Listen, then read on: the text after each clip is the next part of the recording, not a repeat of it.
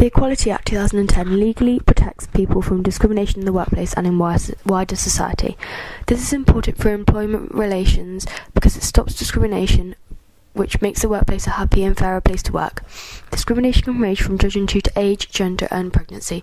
Some examples are direct discrimination, which is an employer not hiring someone due to being pregnant, and age discrimination, which means not letting someone reach their full potential due to their age. Making sure people don't feel discriminated in the workplace is extremely important, as this will keep workers motivated and satisfied with where they work. Being discriminated at work can result in huge levels of absenteeism or change in staff due to them not wanting to attend work. Furthermore, this act can work the other way round, with employers being protected from discrimination. The Data Protection Act controls how workers' personal information is used by organisations, businesses or the government. Everyone who is responsible for using data has to follow strict rules called data protection principles.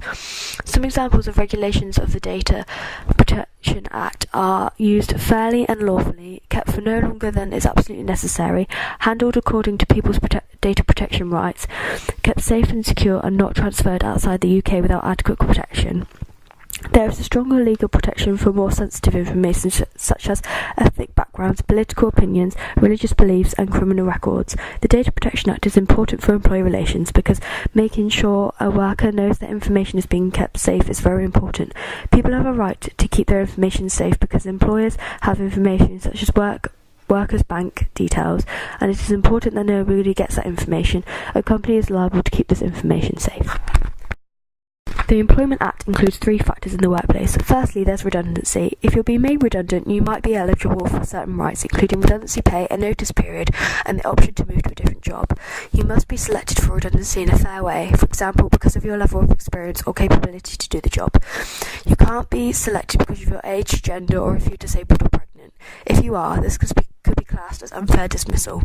The importance of this for employment relations is it's not the employee's fault that they are being dismissed, and therefore they have every right not to lose out on money or a job. It is the company's actions which have led to the dismissal, not the employee's. Furthermore, the right to have holiday, time off, sick leave and maternity or paternity leave is important for employee relations because employees work hard for employers and therefore deserve time off or holiday. If the employee does not have this, it could lead to demotivation. Also, if an employee is ill, they are not expected to come into work but should still be paid as illness cannot be avoided. However, if illness happens frequently to a certain employee, this should be looked into further as to whether there is a reason that this is happening. In addition, if a worker is injured and cannot work, they can have time off until they are fully recovered and they will still get paid. Moreover, maternity and maternity pay is important and must be given. It can be seen as discrimination from the workplace if it is not. The amount you get paid depends on your eligibility. Lastly, dismissal is a significant part of the Act. Dismissal is when your employer ends your employment.